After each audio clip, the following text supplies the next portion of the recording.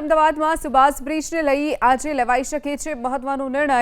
સુભાષ બ્રિજને સંપૂર્ણ તોડવાનો નિર્ણય લેવાઈ શકે છે। સુભાષ બ્રિજ ડેમેજ થયા બાદ તેના તમામ સ્પાન તોડી નવો બ્રિજ બનાવવાનો હતો, પરંતુ બ્રિજ ખૂબ જ જૂનો હોવાથી ગર્ડર સાથે સ્પાનમાં પણ તિરાડ જોવા મળી છે અને હવે પિલર ખૂબ જ જૂના થઈ ગયા હોવાથી તેને પણ તોડી અને નવા બનાવવા જોઈએ તેવો કન્સલ્ટન્ટે અભિપ્રાય આપ્યો છે। આ અંગે મ્યુનિસિપલ કમિશનર અધિકારીઓ સાથે બેઠક યોજી નિર્ણય લઈ શકે છે।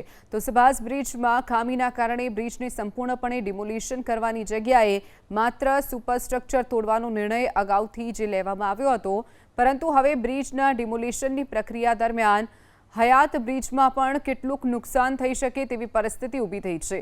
બ્રિજના ગર્ડરમાં તિરાડો જોવા મળી છે, જે સ્થિતિમાં ડિમોલિશન કરવામાં આવી રહ્યું છે તેના કારણે બ્રિજને વધુ નુકસાન થઈ શકે છે। કન્સલ્ટન્ટે હવે સંપૂર્ણપણે બ્રિજને તોડી પાડવો જોઈએ તેવો અભિપ્રાય આપ્યો છે। બ્રિજ કન્સલ્ટન્ટની ગાંધીનગર આઈઆઈટી રૂડકી અને એમ ટંડેને બ્રિજ ડિમોલિશનની પ્રક્રિયા અંગે અભિપ્રાય આપ્યો છે। હાલમાં જે બ્રિજના બે સ્પાન છે તે તોડી નાખવામાં આવ્યા છે અને તે બાદ બ્રિજમાં કેટલીક તિરાડો જોવા મળી છે। બ્રિજ 60 વર્ષથી પણ વધુ જૂનો હોવાનું પણ સામે આવ્યું છે। હવે બ્રિજના પિલરને પણ તોડી અને સંપૂર્ણપણે ડિમોલિશન કરવા માટે અભિપ્રાય આપવામાં આવી રહ્યો છે, જેથી મ્યુનિસિપલ કમિશનર અને કન્સલ્ટન્ટ વચ્ચે સમગ્ર બાબતે ચર્ચા વિચારણા કરવામાં આવશે અને આજે સાંજ સુધીમાં બ્રિજ અંગે નિર્ણય લેવામાં આવશે। બ્રિજ તોડવાને લઈ અંદાજિત 4 થી 5 કરોડ રૂપિયાનો વધુ ખર્ચ થઈ શકે તેમ પણ છે।